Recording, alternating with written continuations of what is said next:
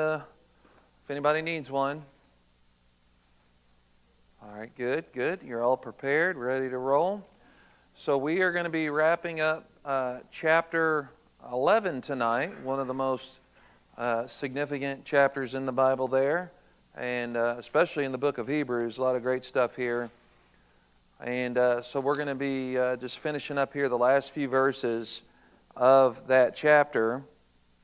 And there's some interesting phraseology here and things we've been talking about. Now notice we started off with kind of a chronological journey through the Old Covenant, right? So we started with the concept of just kind of looking at individuals who walk by faith, live by faith, starting back early in human history. And we began with Cain, and then moved to Enoch and Noah and Abraham and or Abel, I'm sorry. I just saw Cain, so there. Yeah, so Abel, thank you for correcting me there. Cain wasn't the one, unfortunately. No offense. So, anyhow, and then going into some details about each of these individuals, some details more than others, especially on Abraham and Moses, quite a lot is said. And then as we roll over into the last part of the chapter, gets a little more or a little less specific and starts addressing things in a kind of a rapid-fire way. And what was the author's reason for kind of hitting the rapid fire there at the end of the chapter? You guys remember? Kind of just a logistical issue. What's that? Sorta. You just didn't feel he had space or time. Right? In this letter, to just keep going the way he was going, it would be, quite the exposition if they were to do that. So starts listing off some specific people in verse 32. What more shall I say? For time will fail me if I tell of Gideon and Barak, Samson, Jephthah, David and Samuel, and the prophets, who by faith conquered kingdoms, performed acts of righteousness, obtained promises, shut the mouths of lions. Verse 34. Quenched the power of fire, escaped the edge of the sword, from weakness were made strong, became mighty in war, put foreign armies to flight. Verse 35 is where we're picking up tonight, and it continues some of these individuals, kind of now even more vague as to who we're really referring to, but we can kind of figure it out. Women received back their dead by resurrection, and others were tortured, not accepting their release, in order that they might obtain a better resurrection. And others experienced mockings and scourgings, yes, also chains and imprisonment. They were stoned, they were sawn in two, they were tempted, they were put to death with the sword. They went about in sheepskin and goatskins, being destitute, afflicted, ill-treated. Men of whom the world was not worthy, wandering in deserts and mountains and caves and holes in the ground.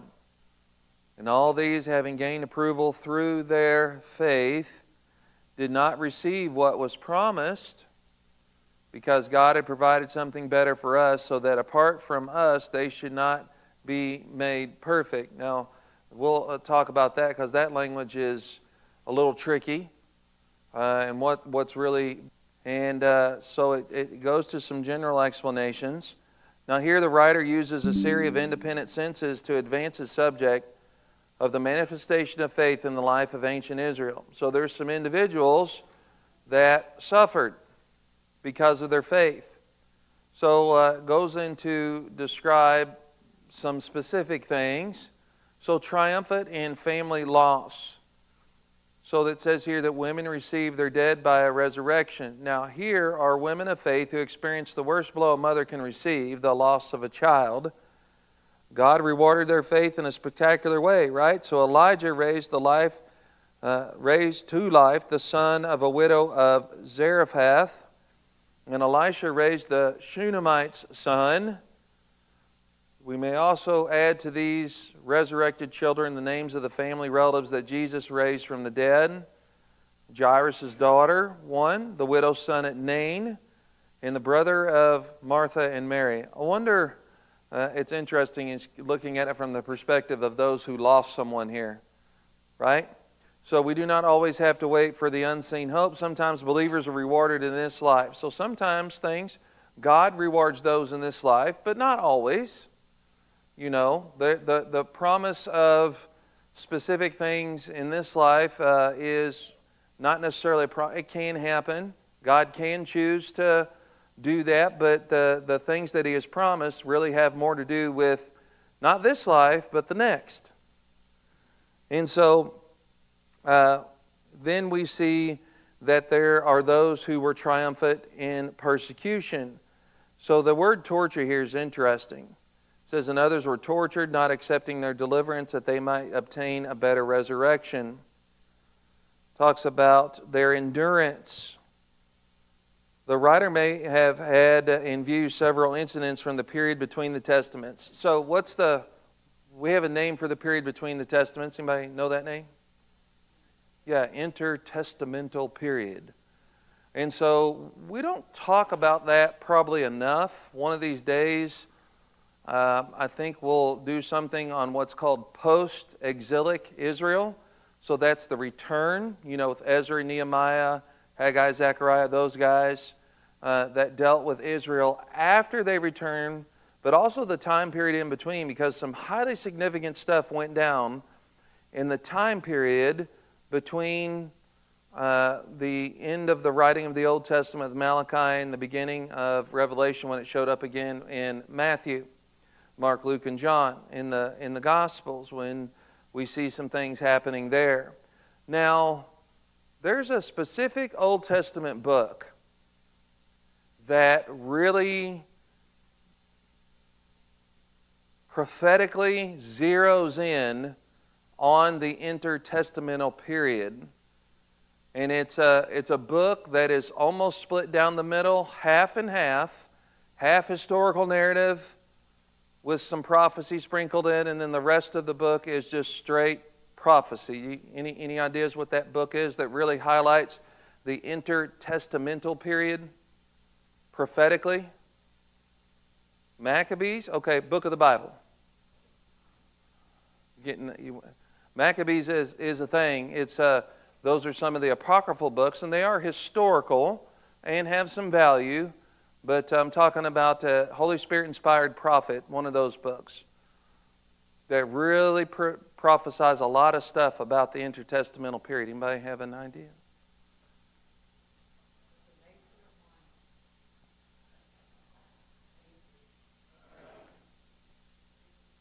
Yeah, it's Daniel.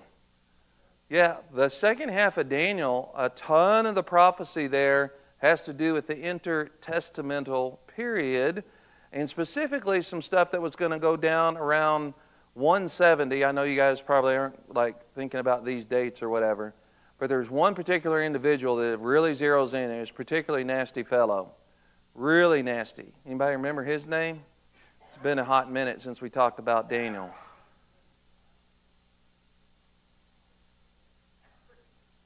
You're starting out right.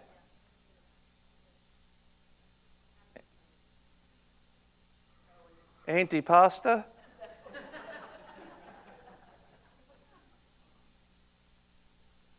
It does start with A-N-T. Adipicus, yes. No, that's not it. No.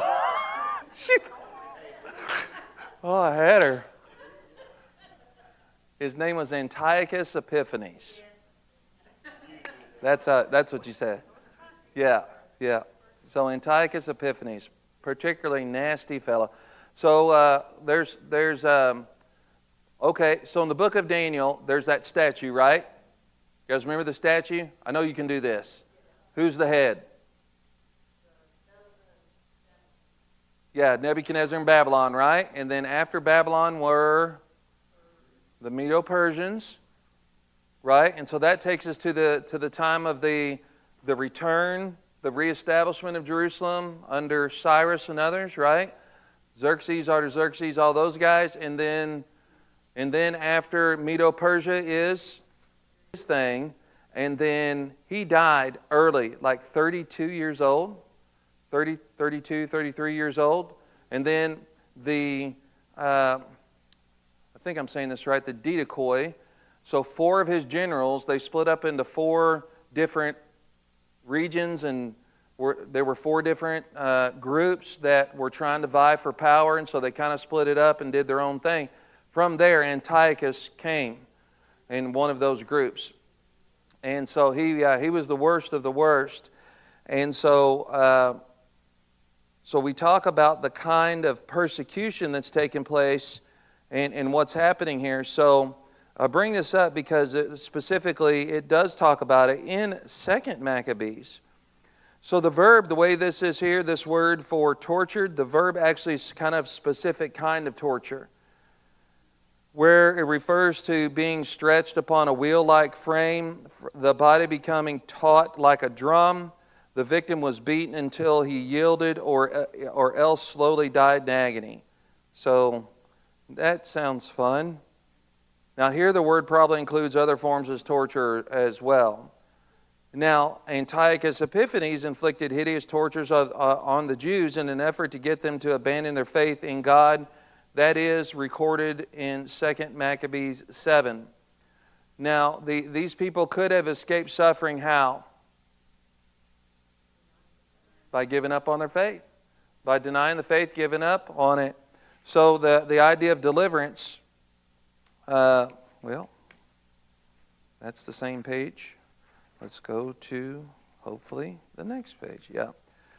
Is the idea of deliverance is the release by payment of a price. So the idea of a ransom being to perform some act that was absolutely contrary to Jewish faith and practice.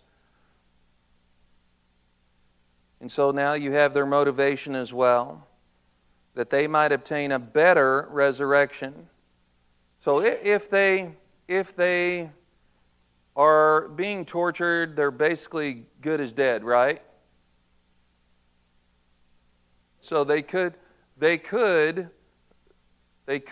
find some sort of a life in the midst of this life and death situation by recanting and turning back on their faith, and kind of like a resurrection. But they're looking for a better resurrection, something better than that's here in the temple. Like someone knocks on his door at his place, or he's getting it all set up, and they're like, "Hey, we don't usually do this, but we're going to have to send you back." That kind of a thing. He probably wasn't experiencing paradise. Probably did not want to return to this earth, but did only to what? Die again. Like, oh man, got to do this twice. So here we have triumphant in and through persecution, but there was also the humiliation that occurred as well. Now this idea, others had trial of mockings and scourging. So mocking is heaping derision upon a person by sarcastically imitating them. Did you know that you can really get under somebody's skin by imitating them? Yeah. It's annoying. Yeah. Stop. She hates it when she gets like fighting mad. I guess I shouldn't have told everybody here that. That's a big red button, right? Push. Yeah, if you... Hold on a second. What do you mean one of these days?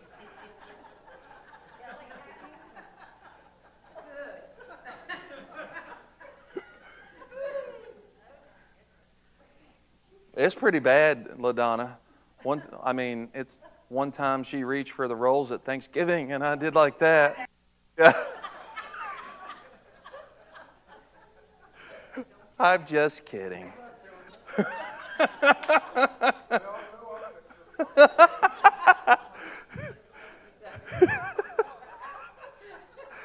Okay. Yeah. Oh my gosh. Okay. So when I was going over this lesson, I saw that line. I was like, I know this is going to be fun. All right. No, but seriously, isn't it interesting that when it comes to this kind of stuff, and when it comes to someone living out their faith in Jesus Christ, that another adult will go to mocking?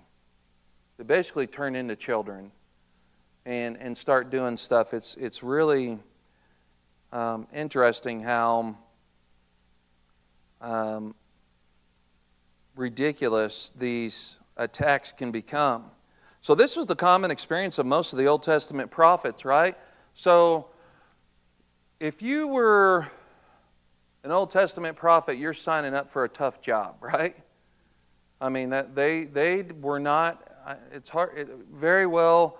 They were not very well received, and a lot of times they were mocked. And the scourging is the whipping or flogging.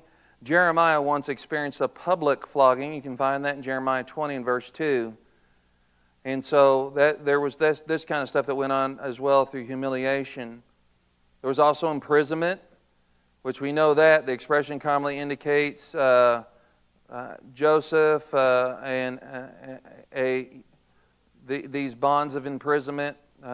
So we have Joseph, Micaiah, Jeremiah, and Daniel. All right, little trivia for you. If Sherlonda was a boy, she was going to be Micaiah, because Jackson was our first one. We thought we were going to be cool and spelled with an X, right? That got taken. So we went to Micaiah, and we really liked that name. But who's Micaiah? You guys ever heard that name? You guys know Micaiah? That ring a bell at all? Anybody know Micaiah?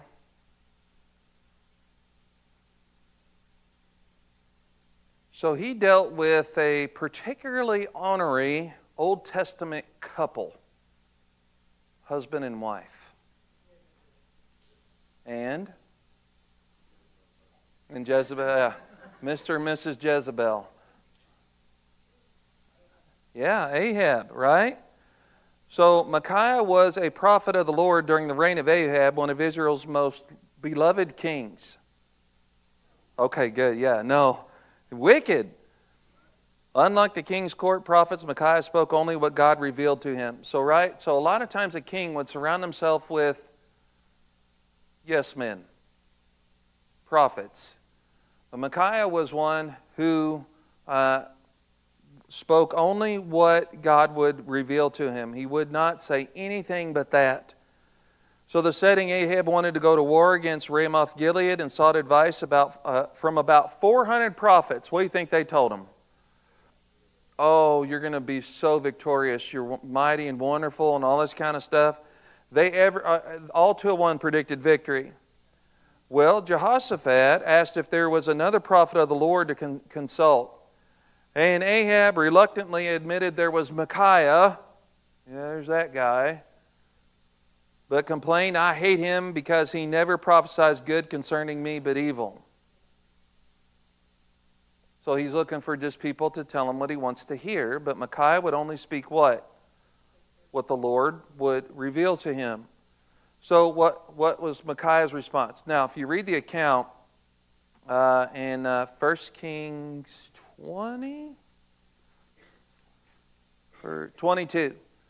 If you read the account, you have to, you know how sometimes when you can't see sarcasm on the page exactly, you have to kind of understand what's going on. So when he came to the king said to him, Micaiah, shall we go to Ramoth Gilead to battle, or shall we refrain? And he answered him, go up and succeed, and the Lord will give it into the hand of the king. Okay? Well, that seems weird. Because the very next line says, basically he says, just tell me what it really, the king's like, quit playing around and just tell me the truth.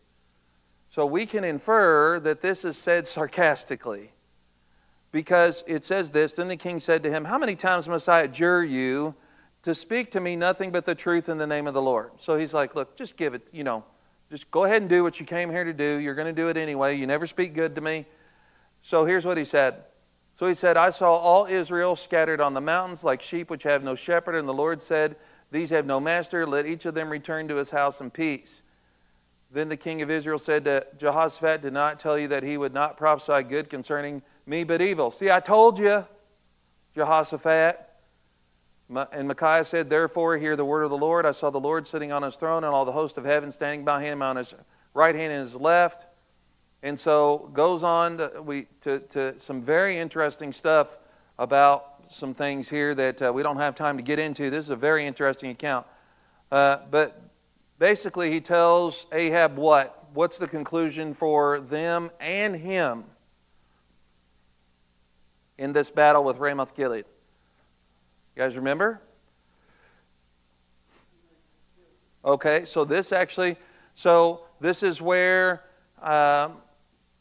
they do go to battle and they get their tail whooped, and then he catches an arrow. He disguises himself. He doesn't even go out as a mighty leader. He disguises himself and still catches one arrow and dies.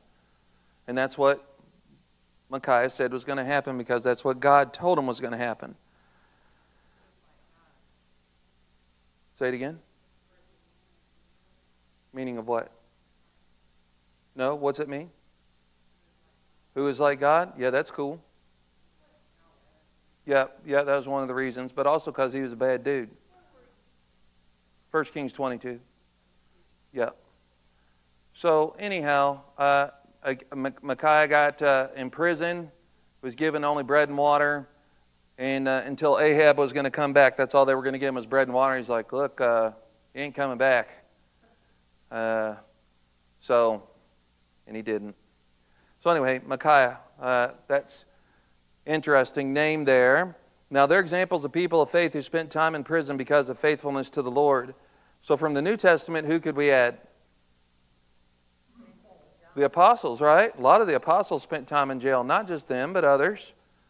Right? Because there were associates of the apostles who were jailed with them. Silas, Barnabas, others, right? And so the word bonds here means holding someone as a prisoner, whether he's bound with fetters or not. And so, so now we have imprisonment. All right, now there's also triumphant and execution. And one of the things that was stoning. Now, was stoning common in Israel? Very common. It was the capital punishment, right? So the subject is still the others used in verse 36. Some of the heroes of the faith actually died as martyrs. We know this, right? Now, a prophet named Zechariah was stoned in the temple courts, 2 Chronicles 24. Stoning was the usual means of execution among the Jews. Now, this one's a little tough, right? Verse 37, they were stoned, they were sawn in two. All right, so there is historical references, not biblical references, that a certain prophet this happened to. Who's the prophet? Yeah, it's Isaiah. It's in your notes, so if you're following along. So now this is interesting, right? So an ancient legend has Isaiah being killed by wicked King Manasseh by being sawn in two with a wooden saw.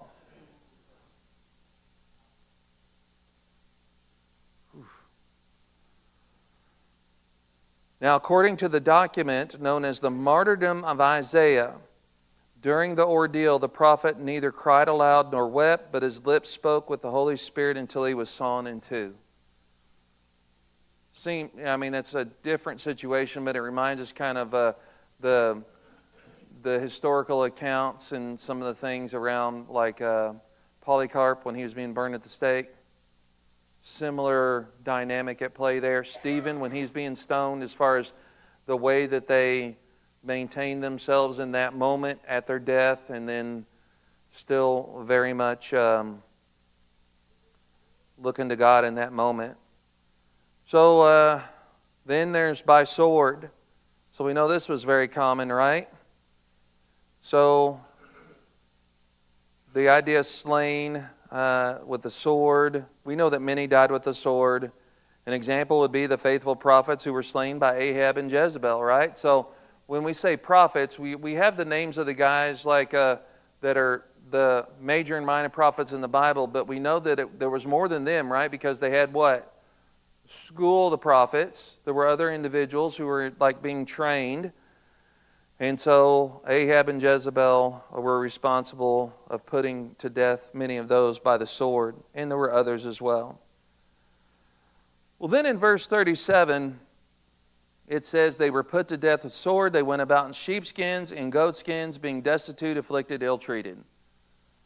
So this idea of being that these, again, these are being spoken of. All these are being spoken of in this passage as being those who held on to their faith despite very difficult circumstances.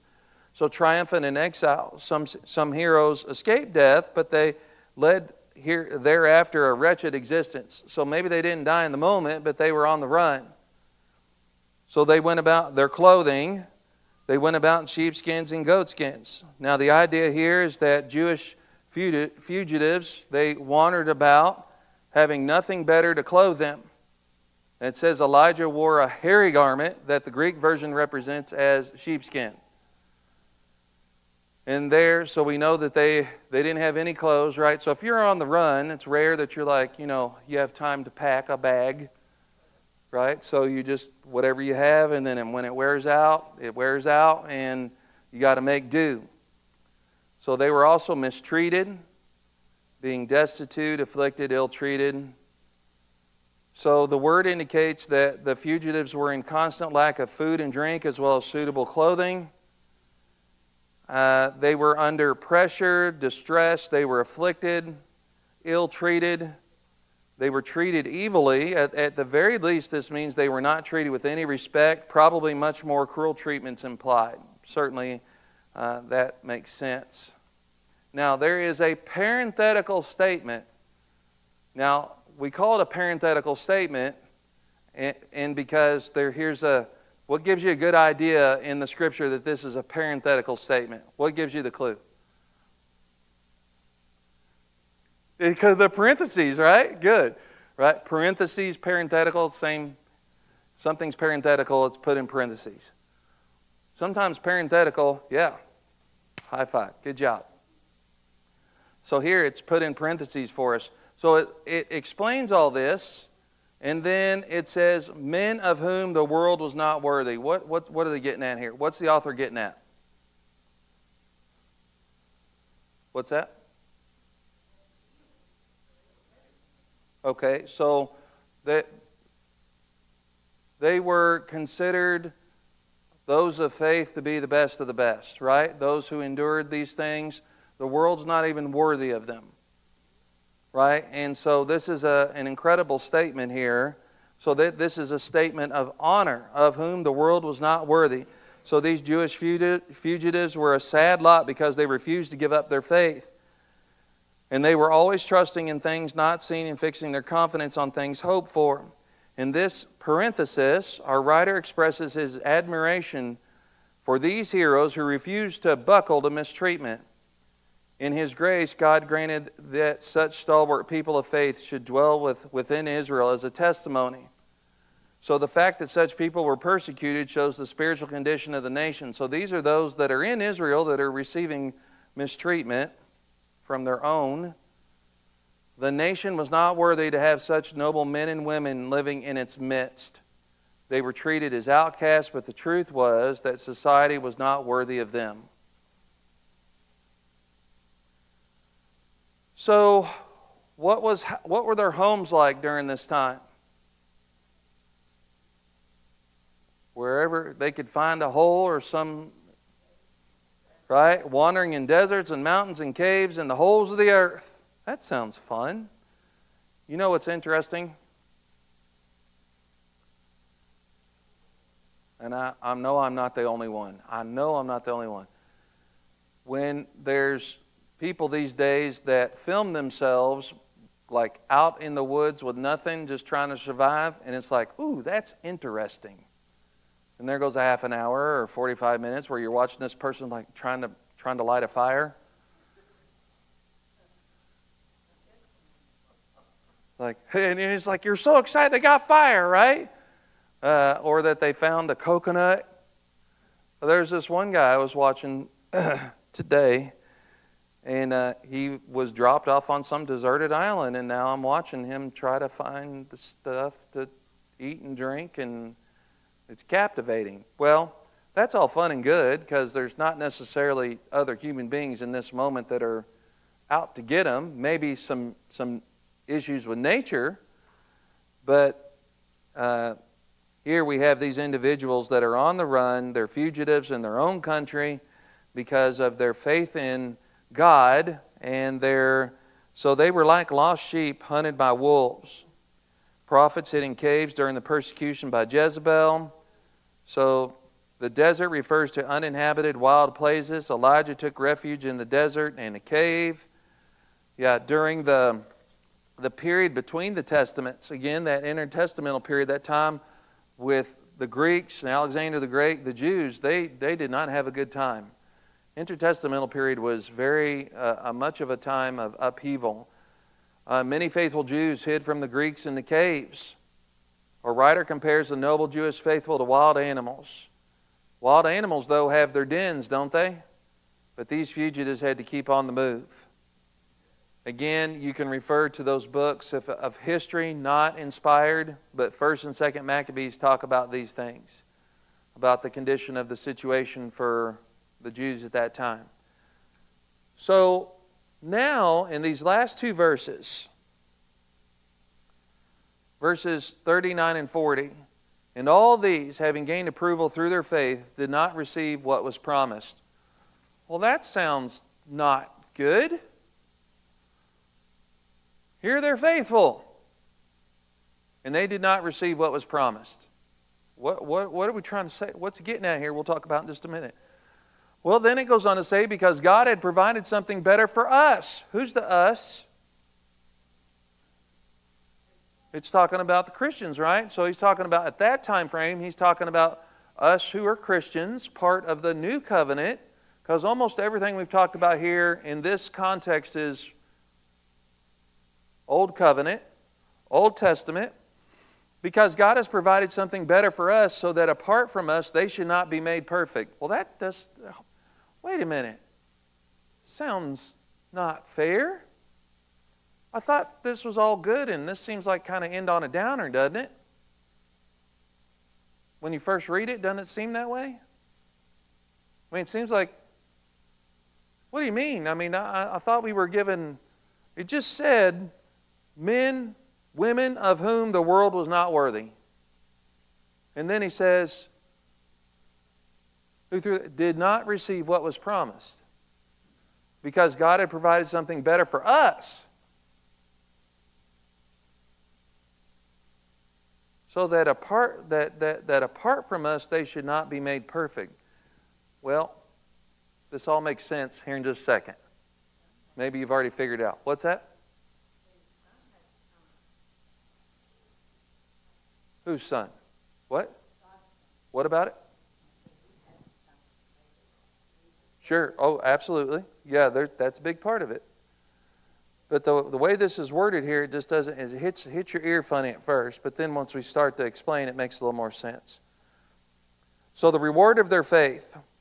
Well, the reward was commendation, and these all having had witness borne to them through their faith. So this line backs up to verse 2, where it is stated that the ancient believers had God's approving testimony in the Scriptures. The fact that these people are being remembered and it's recounted, and some of these people mentioned by name, and certainly God knows where it got vague here at the end of the chapter. God knows every one of these situations for sure, and individuals. And so here we have this approving testimony in the Scriptures. That's a big deal. The people of faith were commended, honored, first by the way that God treated them and having their names included in the sacred Scriptures. So this is a big deal that this is recorded here, and that's a good thing. But their reward was partial. says here, they received not the promise. And so the strength of the faith of the Old Testament saints is seen that they did not receive the promise. Who is, in this whole chapter, who's the best example of this, that the promise was made to them and they didn't get to see it? It's Abraham. We talked about that over and over, right? So this promise was made to Abraham, and each time when we read in Genesis, when the initial promise was made, there were some things attached to it, and then it's repeated, and there's some more. And then it's repeated, and there's some more. And each time it's like added to and intensified. And did he get to see any of it fulfilled? Sorta. We could say maybe a little bit through Isaac, but even then, he didn't get to see a whole lot past Isaac. And the ultimate fulfillment, because remember the promise was saying that your descendants would be as the seas of the sand of the sea, the shoreline. What are you laughing at? Yeah, I got it. Yeah, Sally sells seashells. I got a little twisted there. And now I'm lost my train of thought. So Abraham, he did not get to see a whole lot of what was promised. But yet his name's included here. So they did not experience the fulfillment of certain promises that God made to them individually, but not the promise. And the promise takes us back to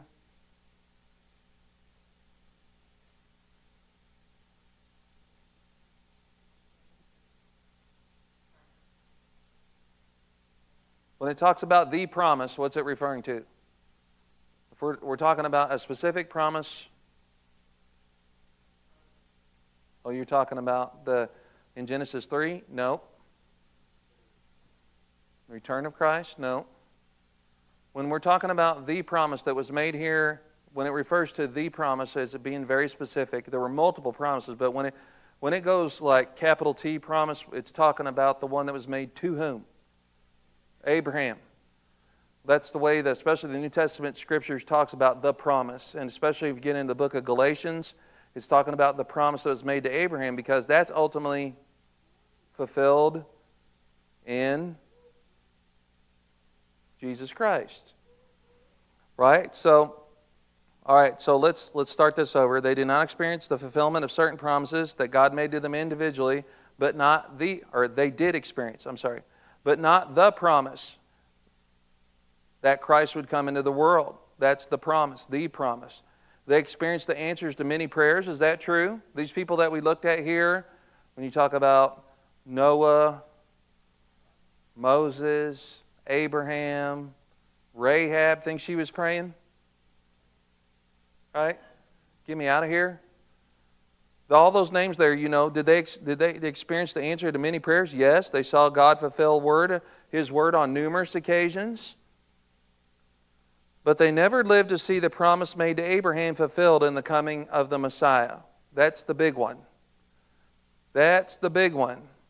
Verse 13 makes the statement regarding the patriarchs, namely, they all died without obtaining the messianic promise.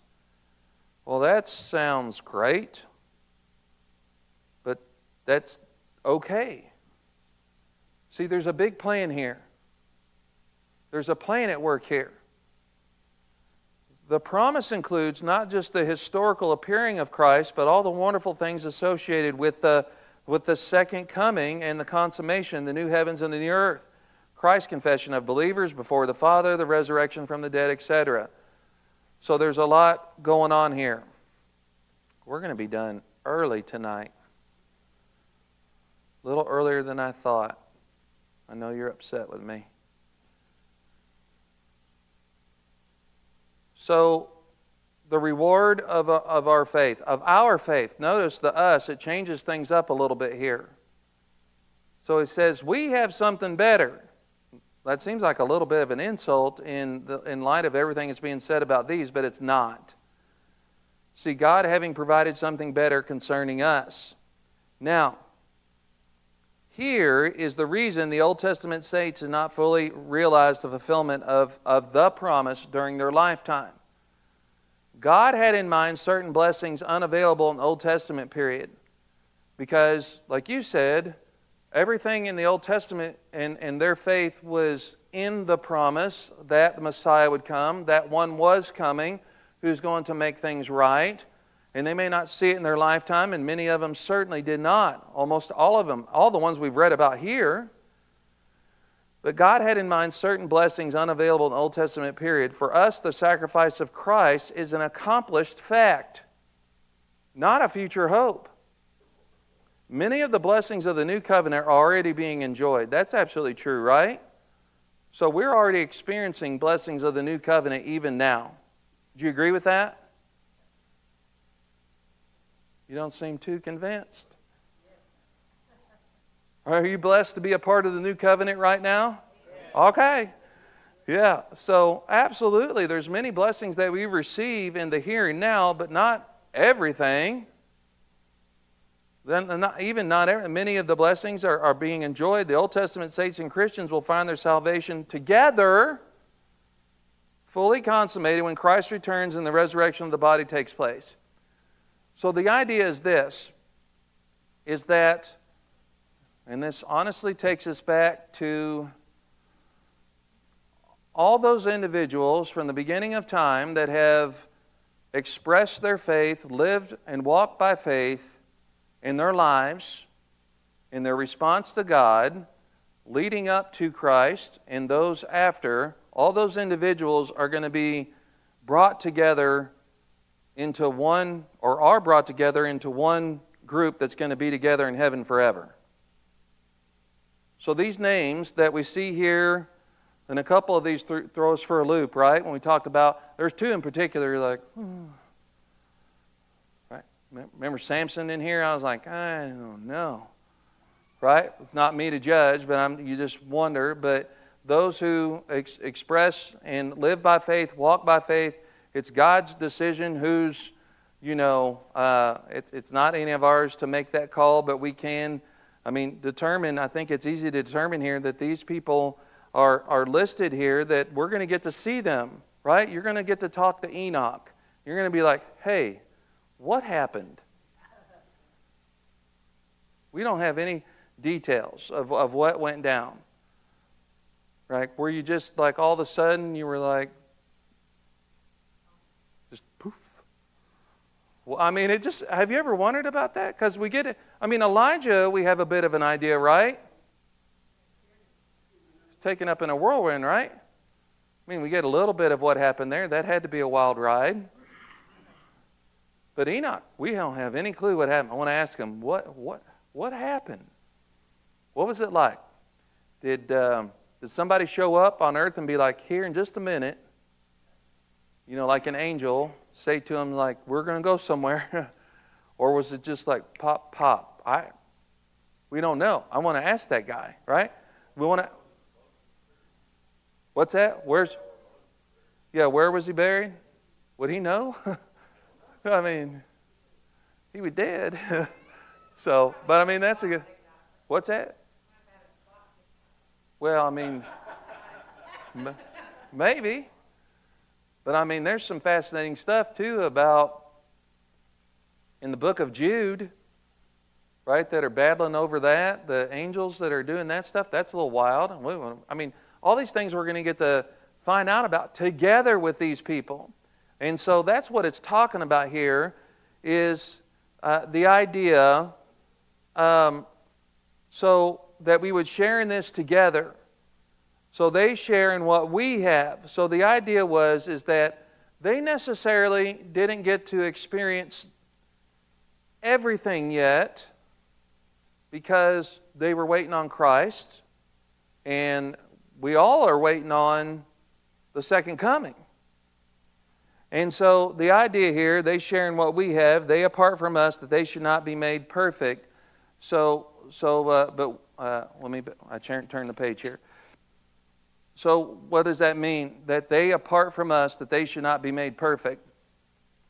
Perfect also can carry the idea of what? Completeness. So that's what we're talking about.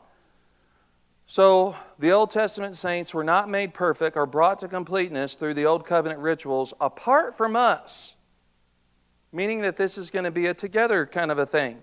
It was God's plan that we all be made complete through the work of Christ, both that which took place on the cross and that which will take place when He comes again. So we are all going to take part in the benefits, whether we're on this side of the cross or this side, and then all together we're going to be made complete. Now, what do they mean, made complete? Made perfect. It could mean a couple things. What do we think it means here?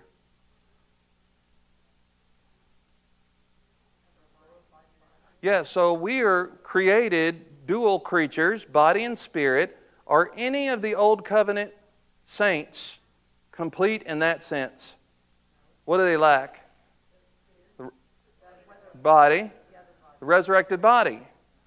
And so the completeness, the perfection that we're talking about there is that, and also that you could understand that we're going to be made perfect in the way that we're not going to have any more effects of sin, any of that stuff.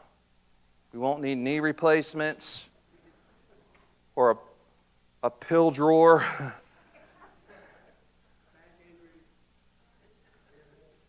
I mean, it's a lot, right? So we'll be made perfect in that way, and that will be made complete in all sorts of things here. So it's an interesting thing. But it wasn't going to happen for them until it happens for us. And we'll be all made complete and perfect together when Christ returns. And it's all going to be because of what Christ did on the cross. Okay, again, that went a little bit quicker than I thought it was. I guess it just went too fast. Any questions or thoughts, comments?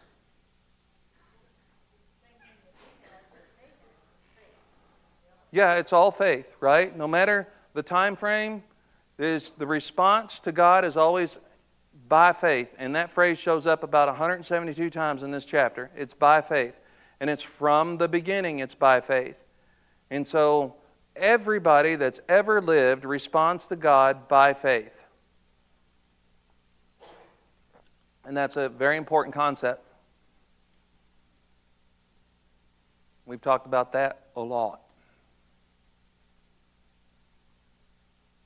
But there's a lot of people out there that don't understand what that really means. All right, any other thoughts, comments? Okay, so here's what's coming down the pike. I want you all to put something on your calendars if you haven't already. I know most of you are very social media savvy.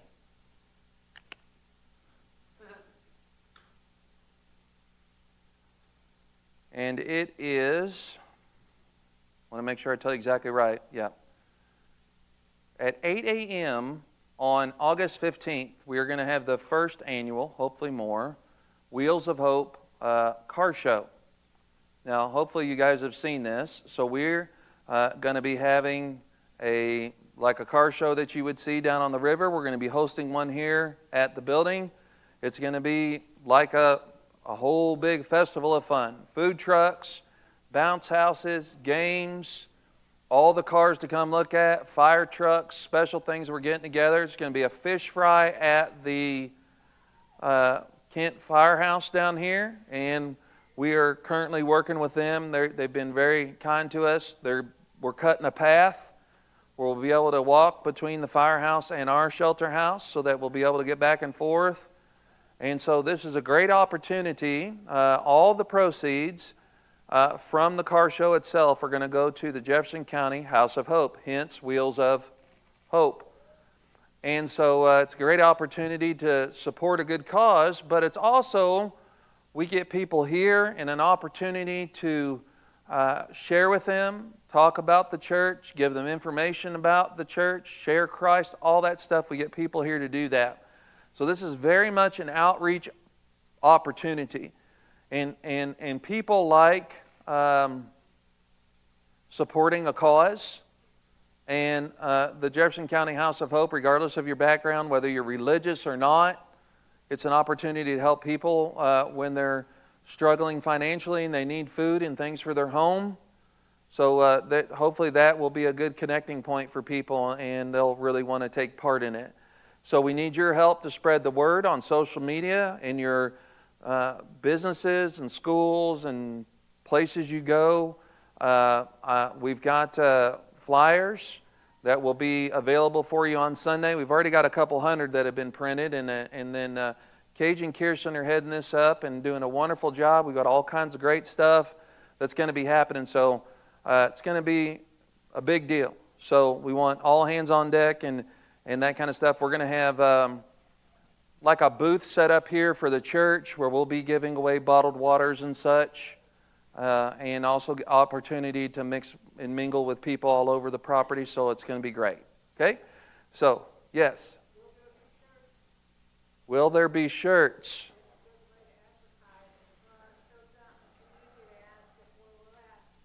Okay. For the Wheels of Hope, will there be shirts? Is that what you mean for the car show? Will there be shirts? We have our church shirts that we've handed, that you have that you can wear, but I don't think we're going to have specific ones for the car show. Not this, maybe in the future. So we'll see. Sure. Shirts are tricky as far as, what's that? Sure. That'd be an interesting thing to sell at a car show, but hey, who knows? Maybe someone will want one. Maybe we accidentally spill our what do you call that thing? Cone of ice on them, Gary. And we'll be like, oh no, you need to buy a new shirt. Come right over here. Yeah, so anyway, that's coming up. So make sure you've got that on your calendar. This